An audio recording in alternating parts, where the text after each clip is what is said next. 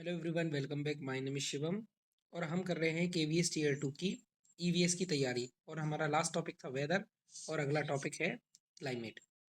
अभी तक ईवीएस की 5 से 6 वीडियोस आ चुकी हैं। अगर आपने वो नहीं देखी हैं तो आप कमेंट सेक्शन में देख सकते हैं। पिन कमेंट में लिंक है प्लेलिस्ट की, तो उससे आप ईवीएस कवर कर सकते हैं। इस चैनल पर आसानी से आपकी ईवीएस हो जाएगी और कहीं से आपको और कुछ पढ़ने की आवश्यकता नहीं पड़नी चाहिए। चलिए, तो बिना टाइम वेस्ट किए हम क्या कर देते हैं, शुरू कर देते हैं। बिल्कुल शॉर्ट नोट्स हैं। ये क्लास 9th का चैप्टर है, क्लाइमेट से रिलेटेड। अगर आप ये वीडियो नहीं देखना चाहते हैं तो क्लास 9th का चैप्टर पढ़ सकते हैं। तो सबसे पहले बात करते हैं हम क्लाइमेट की। क्लाइमेट का अर्थ होता है जलवायु। अब what is climate? The sum total of weather conditions and variations over a large area for a long period at least more than 30 years। कहने का मतलब है मौसम तो भाई टाइम टू टाइम वेस्ट क्या होता रहता है, चेंज होता रहता है। आज हो सकता है दिन में ही आपको गर्मी लग रही हो, शाम को बारिश हो जाए तो थोड़ा ठंडा मौसम हो जाए, है ना। तो मौसम ऐसा है कि 2 दिन में 2 डिफरेंट टाइप के आपको वेदर देखने को मिल सकते हैं। बट जो क्लाइमेट है वो एक बिगर पिक्चर है ना। क्लाइमेट जो है वो किसी लंबे समय तक किसी खास स्थान का मौसम किस तरह से बिहेव करता है, किस तरह का उसका वेदर पैटर्न है, उसको हम क्लाइमेट बोलते हैं। वहीं वेदर हम पहले भी पढ़ चुके हैं। तो वेदर क्या है? Whether the state of atmosphere over an area at any point of time, किसी भी समय, है ना। ये तो पिछली वीडियो में ही हमने समझ लिया था। अब बात उठती है कि सर अगर वेदर और क्लाइमेट में अंतर है तो क्या एलिमेंट के तत्व अलग होंगे? जैसे वेदर के कुछ एलिमेंट्स थे, तो क्या क्लाइमेट के भी एलिमेंट्स अलग होंगे? तो हम कहेंगे बिल्कुल नहीं। वेदर और क्लाइमेट दोनों के एलिमेंट सेम होते हैं। जो पिछली वीडियो में हमने पढ़ा, temperature, atmospheric pressure, wind, humidity, ये सारी चीज़ें क्या बताती हैं? और प्रेसिपिटेशन हो गया, ये सारे वेदर और क्लाइमेट दोनों के ही एलिमेंट है। मौसम और जलवायु दोनों के तत्व बिल्कुल समान है। तापमान, वायुमंडलीय दबाव, पवन, आर्द्रता और वर्षा। अब बात आती है कि कुछ ऐसे फैक्टर हैं जो कि क्लाइमेट को प्रभावित करते हों, जो इफेक्ट डालते हों क्लाइमेट पर, क्योंकि दुनिया में हर जगह की क्लाइमेट एक जैसी तो है नहीं, है ना। तो अर्थ पर हर जगह की क्लाइमेट एक जैसी नहीं है। इसका मतलब कुछ ना कुछ फैक्टर्स तो होने चाहिए जो क्लाइमेट पर क्या करते हो, कंट्रोल डालते हो, उस पर दबा, उस पर क्या डालते हो, इफेक्ट डालते हो। तो कुछ फैक्टर्स की हम चर्चा करेंगे। जैसे सबसे पहला है लैटिट्यूड, मतलब अक्षांश। पृथ्वी वक्र है, आपको पता है ना। तो उस वक्रता के कारण क्या होगा, सन की एनर्जी सीधी सीधी पड़ती है बीच वाले हिस्से पर, और ध्रुवों पर जो पोल पर है उस पर सन की लाइट क्या होती है, तिरछी पड़ती है। तिरछी होने के कारण यहाँ ठंडी रहेगी और बीच में गर्मी रहेगी। तो due to the earth's curvature solar energy decreases from equator towards the poles, तो उसकी वजह से क्लाइमेट में चेंज आएगा। ऑल्टीट्यूड मतलब ऊंचाई।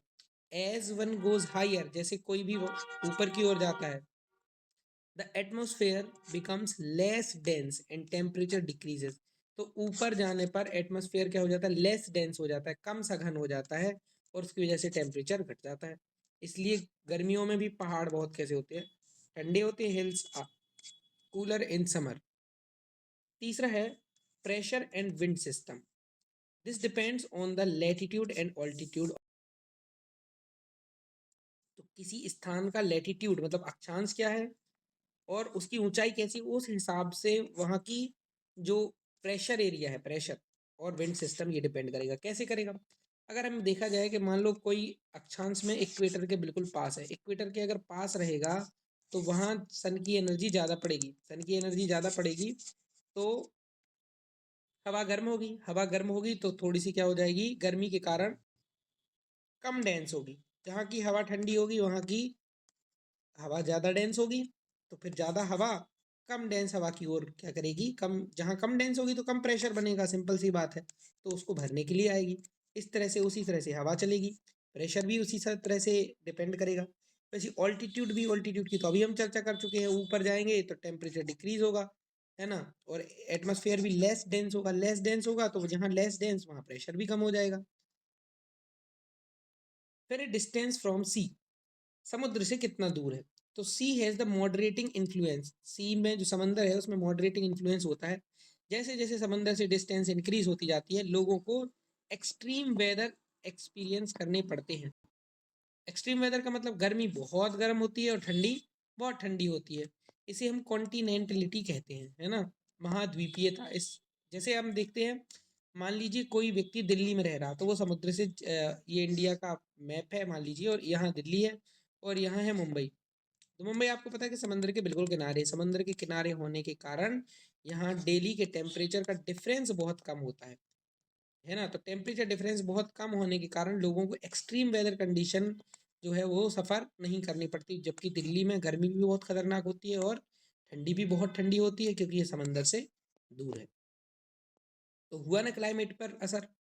फिर नेक्स्ट है ओशनिक करंट्स, मतलब महासागरीय धाराएं। आपको पता है कि महासागर हमेशा इस तरह से बहते रहते हैं, उनकी है ना धाराएं चलती रहती हैं। तो जैसे वार्म और कोल्ड करंट्स हैं, ये क्लाइमेट ऑफ कोस्टल एरियाज की क्लाइमेट को क्या करती थी, इफेक्ट करती हैं। कि winds are on shore, simple सी बात है, अगर धारा ठंडी है तो जिससे टकराने वाली हवा होगी वो भी ठंडी हो जाएगी। ठंडी होने के कारण आपको पता है डेंस होती है, फिर प्रेशर सिस्टम चेंज हो जाता है। वहीं अगर धारा गर्म हो तो उसके ऊपर की एयर भी क्या होगी, गर्म होगी। उससे टकराने के बाद एयर गर्म होगी अगर, तो उसके बाद क्या होगा कि जो एयर प्रेशर है वो अलग होगा और हवा की दिशा भी अलग हो जाएगी। अब विंड सिस्टम अलग होगा, प्रेशर अलग होगा, तो फिर क्लाइमेट में चेंज होगा। फिर आते हैं रिलीफ फीचर्स, मतलब उच्चावच, ऊंचाई और नीचाई, है ना। High mountains act as a barrier for cold and hot winds and can cause precipitation if they lie in the path of rain bearing winds. मान लीजिए देखिए, इंडिया की बात करें तो यहाँ हमारे पास है हिमालय, है ना। तो ऊपर से जो तिब्बत के ऊपर से हमारे यहाँ ठंडी हवाएं आती हैं, उनको हिमालय इतने ऊंचे हैं कि उनको पार नहीं आने देते, उनको वहीं रोक लेते हैं। सोचिए अगर हिमालय नहीं होता तो ऊपर से आने वाली हवाएं हमारे लिए बर्फ की तरह जमा देती, लिटरली। और अगर हिमालय इस तरफ ये नहीं होते, इस तरह से आपको पता है कि मेघालय तरफ ऐसे मुड़े हुए हैं, तो आपको ये भी पता होना चाहिए कि जो हमारा मानसून है इस तरफ से उठता है, बंगाल की खाड़ी तरफ से, उसको फंसा लेते हैं ये। उस वजह से मेघालय वाले हिस्से में वर्षा ज़्यादा होती है। तो फिर वहाँ की क्लाइमेट पर डिपेंड हुआ ना, मतलब चेंज हुआ किसकी वजह से, रिलीफ फीचर्स की वजह से। वहीं देखा जाए, वही रिलीफ फीचर की वजह से अगर देखा जाए तो राजस्थान के इस तरफ पैरेलली निकल जाती हैं जो हमारी मानसून वाली बेल्ट्स हैं, उस तरह से ये वाले एरिया में क्या नहीं हो पाता उनका, इस वाले एरिया में वो बारिश नहीं कर पाती। वहीं अगर जो हमारा अरावली है, अरावली के इस तरफ से आने वाली विंड्स हैं, वो इससे टकरा कर यहाँ बारिश करा देती है, तो राजस्थान के एक तरफ तो बारिश हो जाती है, दूसरी तरफ नहीं हो पाती। तो ये थे कुछ फैक्टर्स जो कि अफेक्ट करते हैं क्लाइमेट को। शॉर्ट में याद रखने के लिए एक शॉर्ट फॉर्म है, ट्रिक है लैंड फॉर्म, है ना। लैंड फॉर्म शॉर्ट ट्रिक को आप याद कर सकते हैं। L for latitude, A for altitude, N for nearness from water bodies, D for distance from sea, F for forest cover, O for oceanic cover, currents, R for relief features, है ना। ऐसे M for कुछ है, अभी मुझे याद नहीं आ रहा, तो इससे आपको इस शब्द से याद रह जाएंगे। नेक्स्ट है कि इंडिया की क्लाइमेट को क्या क्या अफेक्ट करता है। तो आपको खुद पता है कि जो जो चीज़ें वहाँ अफेक्ट कर रही होंगी उन्हीं में से कुछ फैक्टर होंगे जो ज़्यादा इंपॉर्टेंट होंगे। जैसे एक है latitude. The tropic of cancer passes through the middle of India. The south is tropical while the north is subtropical. तो आपको पता है कि इंडिया वाले हिस्से से ट्रॉपिक ऑफ कैंसर मतलब कर्क रेखा गुजरती है, कर्क रेखा गुजरती है, तो नीचे वाला हिस्सा तो पूरी तरह से उष्ण कटिबंधीय है, ट्रॉपिकल रीजन है। और ऊपर वाला रीजन जो है वो उपोष्ण कटिबंधीय है। उसी हिसाब से यहाँ की वनस्पति उसी हिसाब की होती है, और उसी हिसाब के यहाँ क्या होते हैं, बारिश और सारे पैटर्न होते हैं, सर्दी गर्मी ये सारी चीज़ें। फिर आती है ऑल्टीट्यूड, मतलब ऊंचाई। आपको पता है कि हिमालय की जो ऊंचाई है 6000 मीटर एवरेज ऊंचाई है, 6 किलोमीटर के आसपास। तो ये कोल्ड विंड्स को क्या कर देते हैं, रोक देते हैं हमारे सब कॉन्टिनेंट में एंटर करने से। कहाँ से आने वाली कोल्ड विंड्स, सेंट्रल एशिया, मध्य एशिया से, वही साइबेरिया तरफ से। इंश्योरिंग माइल्डर विंटर्स, जिससे हमें उतनी ठंडियाँ जो होती हैं उतनी ज़्यादा कड़ी नहीं होती हैं। नेक्स्ट है कोरियोलिस फोर्स। कोरियोलिस फोर्स तो सबको अफेक्ट करता है, इंडिया की क्लाइमेट को भी करता है। ये एक आभासी बल है ना, जो अर्थ के रोटेशन के कारण, अर्थ घूमती है ना, तो जो एटमॉस्फेयर है उस पर असर पड़ता है, उसी को बोलते हैं कोरियोलिस फोर्स। आभासी बल है caused by the earth's rotation that deflects the wind to the right in northern hemisphere and to the left in the southern hemisphere, also called, इसे हम फेरेल्स लॉ भी कहते हैं, फेरेल का नियम। मान लीजिए ये अर्थ है और इसको दो हिस्सों में बांट दें, नॉर्दर्न हेमिस्फीयर ये ऊपर वाला हो गया, ये सदर्न हेमिस्फीयर हो गया। तो सदर्न हेमिस्फीयर में क्या होगा, ये लेफ्ट की तरफ, मतलब लेफ्ट की तरफ ऐसे जाएगी, और इसमें क्या होगा, इसमें ऐसे राइट की तरफ जाएगी, अर्थ के घूर्णन के कारण, है ना। हवाओं का दिशा इस तरह से रहती है। तो आपको ये भी समझ में आना चाहिए कि जैसे ये अर्थ है और यहाँ कहीं इंडिया है, तो ये इस तरह से हवाएं ज़्यादा आती हैं। कौन सी वाली? मॉनसून हवाएं। अब कुछ और जानने वाली हो बात, इंडियन मॉनसून। मॉनसून शब्द जो है वो अरेबिक मौसम शब्द से निकला हुआ है, जिसका अर्थ होता है सीजन, ऋतु। It refers to the seasonal reversal in wind direction. ये इसका अर्थ क्या है? इसका अर्थ है मौसमी उलटफेर, मतलब हवा की दिशा में मौसमी उलटफेर। हवा की दिशा एकदम से चेंज हो जाती है। जब अरबी व्यापारियों को इंडिया आना होता था तो वो मई और जून का इंतजार करते थे, मई जून महीने का इंतजार करते थे, क्योंकि उस समय हवाएं जो है वो वापस इंडिया की तरफ क्या होने लगती थी? शिफ्ट होने लगती थी, इंडिया की तरफ चलने लगती थी। पहले उससे इस तरफ हवा आ रही होती थी, इंडिया से उनकी तरफ, अरब की तरफ, और उसके बाद अरब देश से इंडिया की तरफ हवाएं चलने लगती थी। तो इसका वो फायदा उठा के उसी समय पे क्या करते थे? व्यापार करते थे, ताकि उनकी नावों को, उनकी जहाज़ों को इंडिया आने में सहायता मिले। तो वहीं से मानसून शब्द आया है। मैकेनिज्म क्या है? समर सीजन में, गर्मी के टाइम पे लो प्रेशर एरिया डेवलप हो जाता है over interior Asia and north west India. तो ये इंडिया है, तो ये इंडिया है। इंडिया में आपको पता है नॉर्थ वेस्ट, नॉर्थ और वेस्ट मतलब ये वाला इलाका और ऊपर का पूरा इलाका समझ लीजिए। आपको पता है गर्मी बहुत ज़्यादा हो रही है, गर्मी बहुत ज़्यादा हो रही है, और सन भी अभी ट्रॉपिक ऑफ कैंसर की तरफ ही शिफ्टेड है जून के टाइम पे, है ना। तो उसकी वजह से क्या हो रहा है? इस जगह पर बहुत ज़्यादा किरणें सीधी पड़ रही हैं, मतलब इस जगह का टेम्परेचर बहुत ज़्यादा है। टेम्परेचर ज़्यादा होने के कारण यहाँ की एयर क्या हो जाएगी? पतली पतली हो जाएगी, राइज करेगी। पतली पतली होने की वजह से क्या होगा? यहाँ लो प्रेशर क्रिएट हो जाएगा। अब सिंपल सी बात है कि अगर इस इलाके में लो प्रेशर है तो कहीं ना कहीं तो बाकी बचे हुए इलाके में यहाँ से ज़्यादा प्रेशर होगा, मतलब इस इलाके में क्या होगा? हाई प्रेशर होगा। तो ये हाई प्रेशर जोन बनता है, और हमारा नॉर्दर्न इंडिया है लो प्रेशर जोन करता है, बनता है। उस वजह से हाई प्रेशर की एयर लो प्रेशर की एयर को भरने के लिए आती है, और ये इस तरह का इसका दिशा क्यों है? कोरियोलिस इफेक्ट के कारण, है ना, कोरियोलिस बल के कारण। तो यहाँ वही लिखा हुआ है ना कि समर में लो प्रेशर एरिया बनता है इंटीरियर एशिया में और नॉर्थ वेस्ट इंडिया में, जिसकी वजह से जो हवाएं हैं वो हाई प्रेशर एरिया से सदर्न इंडियन ओशियन को क्रॉस करके, इक्वेटर को क्रॉस करके इंडिया को एंटर करती हैं, और इसे हम साउथ वेस्ट मानसून विंड्स भी कहते हैं, क्योंकि ये इंडिया के साउथ वेस्ट तरफ से आती हैं, है ना। तो साउथ वेस्ट, दक्षिणी पश्चिमी मानसून। अब भारत में सीजन्स कैसे होते हैं, भारत में ऋतुएं कैसी होती हैं, ये बहुत इंपॉर्टेंट है। और इतने से फैक्ट्स में बहुत सारी चीज़ें हैं जो आपके एग्जाम में एमसीक्यूज टाइप में आ सकती हैं। तो फिर मैंने इसको टेबल फॉर्म में आपको बना दिया है। पहला क्या है? ऋतु, उसका पीरियड क्या होता है, फिर उसके की फीचर्स क्या है। जैसे हमारा सबसे पहला है कोल्ड वेदर, मतलब विंटर, नवंबर के मिड से शुरू होता है फेब तक, है ना। और उसमें होता क्या क्या है? उसमें कोल्डेस्ट मंथ होते हैं दिसंबर और जनवरी, वो तो आपको पता ही है। और इसी टाइम पे नॉर्थ ईस्ट ट्रेड विंड्स, मतलब उत्तर पूर्वी व्यापारिक पवनें चलती हैं। कहाँ से? वो लैंड से सी की तरफ, है ना। ये ड्राई होती है, अब लैंड पे कहाँ से? वाटर बॉडीज तो है नहीं, है ना, तो वो ड्राई होंगी। और इसी टाइम पे एक स्मॉल विंटर रेन हो जाती है, जिसको हम बोल देते हैं मावठ। इसमें महावत लिखा है क्योंकि बुक में भी लिखा हुआ है, लेकिन हिंदी में बोलते हैं मावठ। और ये बहुत वाइटल है, बहुत इंपॉर्टेंट है रबी क्रॉप्स के लिए, रबी की फसलों के लिए। इसके अलावा हमारा क्या है? हॉट वेदर, मतलब समर है, मार्च से मई तक चलता है। इस टाइम पे लू चलती है, dry winds in the north. काल बैसाखी क्या है? वेस्ट बंगाल में जो तूफान आते हैं, थंडर स्टॉर्म्स आते हैं, उनको हम क्या बोलते हैं? काल बैसाखी। वहीं प्री मानसून शॉवर हो जाते हैं केरला और कर्नाटका में, जिनको मैंगो शॉवर्स बोलते हैं, क्योंकि ये आम की फसल के लिए बहुत इंपॉर्टेंट होते हैं। फिर आता है एडवांसिंग मानसून, मतलब आता हुआ मानसून, है ना। तो June to September Mawsynram gets world's highest rainfall. तो मेघालय का मौसिनराम उस समय सबसे ज़्यादा रेनफॉल मिलता है, और rain has break wet and dry spells, मतलब क्या होते हैं? उसके थोड़े से ब्रेक होते हैं। रिट्रीटिंग मानसून मतलब लौटता हुआ मानसून कब होता है? अक्टूबर से नवंबर।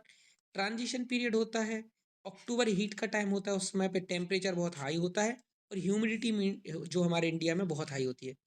अक्सर साइक्लोन भी स्ट्राइक करते हैं उस समय पे, कहाँ? इंडिया के ईस्टर्न कोस्ट एरियाज पर, है ना। जैसे गोदावरी हो गया, कृष्णा है, कावेरी, इनके डेल्टा पर। कुछ और इम्पोर्टेंट बातें जो आपको हो सकता है अगर इससे आपके लिए डिस्क्रिप्टिव लिखने आए तो काम में आएंगी कुछ, क्या क्या? रेनफॉल ग्रेडियंट, मतलब rainfall generally decreases from east to west in the northern plains. हमारे जो उत्तर भारत के मैदान है, इसमें ईस्ट से वेस्ट की तरफ जाने पर रेनफॉल क्या होती है, कम होती है। एक और जानने वाली बात है क्या, यूनिफाइंग बॉन्ड, मतलब जो हमारा मॉनसून है उसकी वजह से आपको सीजन्स का रिदमिक साइकिल मिलता है, ऋतुओं का एक चक्र मिलता है रिदम से, भाई ठंडी आएगी फिर गर्मी आएगी, बरसात आएगी, ठंडी गर्मी बरसात, ठंडी गर्मी बरसात। तो मानसून नहीं होता तो आपको एक रिदमिक साइकिल नहीं मिल पाता, और रिदमिक साइकिल की वजह से इंडिया का एग्रीकल्चरल कैलेंडर बन पाता है और फेस्टिवल हम उसी हिसाब से मना पाते हैं। मौसम राम, जो कि ये स्टेलेगमाइट और स्टेलेक्टाइट गुफाओं के लिए जाना जाता है, और इसके अलावा अर्थ का वेटेस्ट प्लेस है, सबसे भीगा हो, सबसे गीला, सबसे नम स्थान। ड्रॉट प्रोन एरियाज, वहीं इंडिया में ड्रॉट प्रोन एरियाज भी हैं, मतलब सूखाग्रस्त क्षेत्र, Rajasthan, Gujarat and the leeward side of the western Ghat, मतलब जो वेस्टर्न घाट है यहाँ ऐसे पहाड़ हैं इस तरफ, इसके इस तरफ तो ठीक ठाक बारिश होती है, इस एक तरफ बारिश नहीं होती, तो वो सूखा प्रवण क्षेत्र में या ड्रॉट प्रोन एरियाज में काउंट किए जाते हैं। तो देखिए मात्र 16 मिनट में हमने क्या कर लिया, चैप्टर का कंटेंट कवर कर लिया है, बस अब तैयारी करते हैं एमसीक्यूज की। पहला प्रश्न कहता है कि एक व्यक्ति है जो कि तिरुवनंतपुरम से दिल्ली ट्रेवल कर रहा है, वो भी जनवरी में, वो नोटिस करता है कि टेम्परेचर में एकदम से शार्प ड्रॉप हुआ। ऐसा उसको क्यों लगा होगा, क्योंकि भाई वो तिरुवनंतपुरम में रहता है, जो कि है कहाँ, केरला में, और केरला समंदर के पास है, तो उसकी वजह से यहाँ क्या है, latitude and distance from the sea, इसका सही आंसर हो जाएगा। देखिए कितना अच्छा प्रश्न है ये। फिर यहाँ क्या लिखा है कि जो लीवर्ड साइड है वेस्टर्न घाट्स की, उसको लेस रेनफॉल क्यों मिलता है, क्योंकि जो हमारे माउंटेन है वो बैरियर के रूप में काम करते हैं, यहाँ से ऐसे ऐसे माउंटेन रहते हैं तो इस तरफ बारिश हो नहीं पाती, क्योंकि यहाँ से हवाएं आती है ना, और इस तरफ से ये हमारे लेफ्ट साइड में ही क्या हो जाती है, बारिश हो जाती है। नेक्स्ट है कि अक्टूबर हीट का जो घटना है वो किस चीज़ का कॉम्बिनेशन है, क्यों आती है October heat, low temperature high pressure, या high temperature high humidity, heavy rain and cold winds, या फिर dust storms and dry winds. तो हाई टेम्परेचर और हाई ह्यूमिडिटी के कारण। देखो अक्टूबर में होता क्या, अक्टूबर में जो सन की रेज हैं वो भी इक्वेटर पे सीधी लगभग पड़ रही होती हैं, और इसके अलावा हमें पता है कि जून जुलाई अगस्त में बारिश हुई होती है, तो उसकी वजह से ह्यूमिडिटी ज़्यादा रहती है। तो ह्यूमिडिटी बारिश की वजह से, क्योंकि रेनी सीजन अभी अभी जा रहा होता है, और इसके अलावा हाई टेम्परेचर इसलिए क्योंकि जो हमारा सन की रेज है वो इक्वेटर पर सीधी पड़ रही होती है, हम इक्वेटर के बहुत करीब हैं, उस वजह से अक्टूबर हीट हमें देखने को मिलती है। फिर अगर कोरियोलिस फोर्स जीरो होता, कोरियोलिस फोर्स ना होता, तो जो नॉर्दर्न हेमिस्फीयर की हवाएं हैं जो इस तरह से भाई राइट की तरफ डिफ्लेक्ट कर रही, नहीं करती, सीधी सीधी जाती है ना, move in straight line toward low pressure, low pressure को भरने तो फिर भी जाती ना, तो इसका आंसर ये नहीं होगा कि बहना बंद कर देती, बहती तो फिर भी, क्योंकि लो और हाई प्रेशर तो बनता, बट मुड़ती नहीं, जो डिफ्लेक्ट हो जाती वो डिफ्लेक्ट नहीं होती। तो पंजाब का एक किसान अपनी फसलों के लिए मावठ पर निर्भर है ना, शीतकालीन वर्षा पर, तो बताओ वो क्या उगा रहा है, तो आपको पता है रबी की फसल उगा रहा होगा वो कोई ना कोई, तो रबी की फसल क्या क्या है, गेहूं, चना, जौ, सरसों, तो जो भी ऑप्शन में हो, इसमें तो ऑप्शन में ही रबी हो गया, तो इसका ऑप्शन नंबर सी है। बाकी इसके अलावा कुछ और ऑप्शन होता तो वो भी। नेक्स्ट है कि इंडिया का कौन सा रीजन, कौन सा क्षेत्र है, एक्सपीरियंस करता है लीस्ट सीजनल कंट्रास्ट, मतलब सबसे कम मौसमी अंतर, कि एक टाइम बहुत ज़्यादा गर्मी, एक टाइम बहुत ज़्यादा, है ना। तो आपको पता है जो डेजर्ट एरिया होता है उसमें तो दिन और रात में के टेम्परेचर में बहुत अंतर होता है, लेकिन जो कोस्टल एरियाज होते हैं वो समंदर के बहुत पास होते हैं, उनमें मौसमी अंतर बिल्कुल कम होता है, तो ऑप्शन नंबर सी इसका सही आंसर होगा। नेक्स्ट है कि जो वेस्टर्न साइक्लोनिक डिस्टर्बेंस होते हैं, जो कि नॉर्थ वेस्ट, उत्तर पश्चिम भारत में क्या होते हैं, वो क्या करते हैं, ये बारिश लाते हैं, ये कहाँ से उत्पन्न होंगे, तो आपको ये पता है कि हाँ, जो उत्तर पश्चिम भारत में ये पश्चिमी विक्षोभ आते हैं, ये भूमध्य सागर को क्रॉस करके आते हैं ना, मेडिटेरेनियन सी, इसको नोट्स में नहीं था लेकिन इसको लिख लेना। नेक्स्ट लिखा है पवन की दिशा उलटना, मतलब मॉनसून। नेक्स्ट है मौसम राम को ज़्यादा रेन मिलती है शिलोंग से, शिलोंग जबकि 50 किलोमीटर दूरी है वहाँ से, है ना, तो ऐसा क्यों है, ऐसा वही बीच में पहाड़ियाँ आ जाती हैं ना, तो खासी की पहाड़ियों में उच्चावच और स्थिति रिलीफ की वजह से, देखिए 50 किलोमीटर पे इतना अंतर आ जाता है।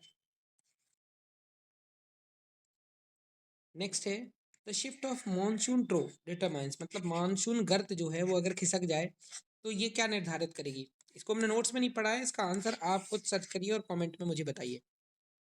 बाकी आंसर की में इसका आंसर मैंने दिया हुआ है, बट फिर भी आप सर्च करिए और इसका आंसर कमेंट में लिखिए।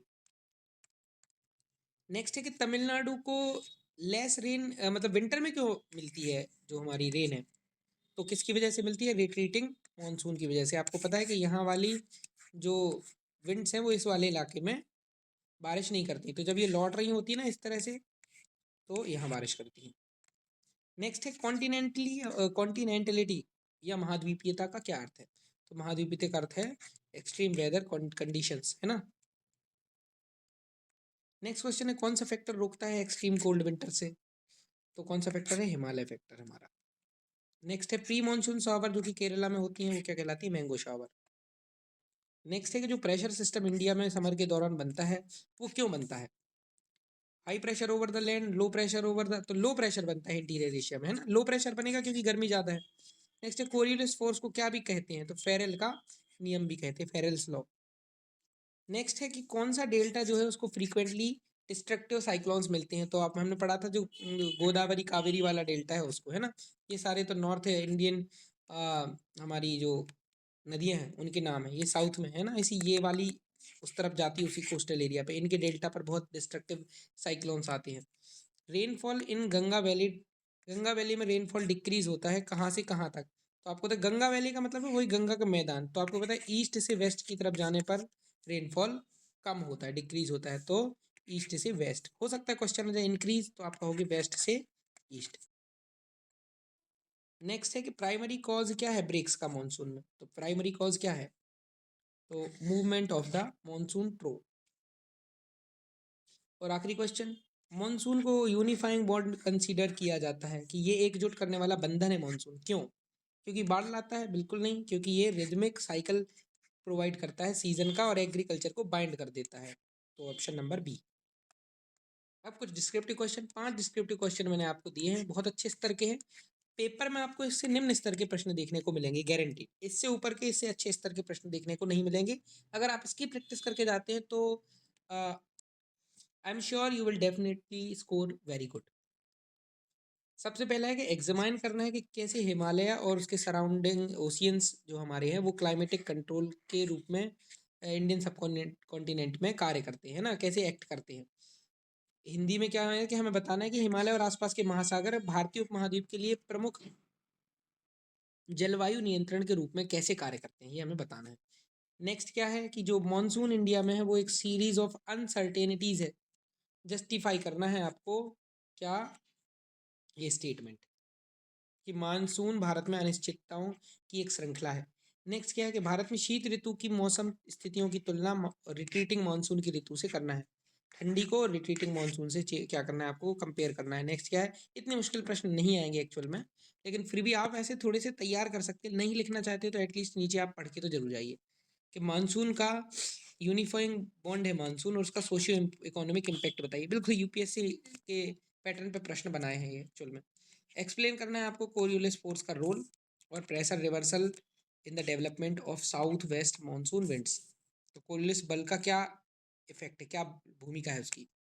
तो सबसे पहला प्रश्न है कि हिमालय और ओशियंस का इंडिया की क्लाइमेट कंडीशंस पर प्रभाव। सबसे पहले तो आप इंडिया की क्लाइमेट कंडीशंस बताओ कि कैसी है। तो आप कहोगे कि इंडिया की क्लाइमेट कंडीशंस यूनिक है क्योंकि इसमें स्पष्ट जियोग्राफिकल फीचर्स हैं। क्या?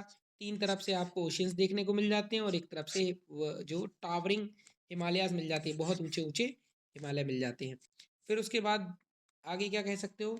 आगे अब आपको बॉडी में मेन चीज़ लिखना है जो प्रश्न में पूछी है कि हिमालय इफेक्टिव क्लाइमेटिक डिवाइड का काम करते हैं, ब्लॉकिंग फ्रिजिड विंड्स मतलब ठंडी हवाओं को, है ना, बर्फीली हवाओं को रोकने का काम करते हैं सेंट्रल एशिया से। उसी वजह से जो विंटर्स होते हैं वो थोड़े से गर्म होते हैं इंडिया में। गर्म का मतलब है बहुत ठंडे नहीं हो पाते, है ना, उसी की वजह से। और किन के मुकाबले? उन रीजन्स, उन क्षेत्रों के मुकाबले जिनका लेटीट्यूड, जिनका अक्षांश हमारी तरह सेम है, मतलब उसी सेम अक्षांश पर अर्थ पर एक ये देश है और एक ये हमारा इलाका है। तो यहाँ ज़्यादा ठंड हो रही है, यहाँ कम ठंड हो रही है। उसका कारण क्या है? क्योंकि यहाँ रोकने के लिए हिमालय नहीं खड़े हुए हैं। वहीं क्या लिखा है? साइमल्टेनियसली, साथ ही जो अरेबियन सी है और इस तरफ हमारी बंगाल की खाड़ी है वो मॉडरेटिंग इन्फ्लुएंस डालती है पेनिनसुलर प्लेट्यू पर, जिसकी वजह से एक्सट्रीम टेम्परेचर भी नहीं होते। आपको पता है समंदर के पास जो चीज़ होगी वहाँ एक्सट्रीम टेम्परेचर नहीं होगा, है ना। तो ये ओशियंस भी सर्व करते हैं सोर्स ऑफ मॉइस्चर की तरह भी। इस वजह से ह्यूमिडिटी भी थोड़ी इंडिया में ज़्यादा रहती है। South wind monsoon winds that bring life giving rain, जिसकी वजह से क्या होती है, जिसकी वजह से जो हमारी दक्षिणी पश्चिमी मानसून है वो हवाएं लेके आती हैं। अगर सोचिए यहाँ ओशियन नहीं होते तो इस तरह हवाएं नहीं बहती, लो प्रेशर और हाई प्रेशर एरिया नहीं बन पाता, है ना। और ये अगर ओशियन नहीं होते तो फिर हवाएं अपने साथ पानी लेके नहीं आती। कंक्लूजन क्या है कि यही फीचर कलेक्टिवली इंडिया की क्लाइमेट को, टेम्परेचर को, रेनफॉल पैटर्न को क्या करते हैं, रेगुलेट करते हैं। उसकी वजह से डिस्टिंक्ट इंडिया की एक मॉनसून आइडेंटिटी, मॉनसून पहचान बन पाती है।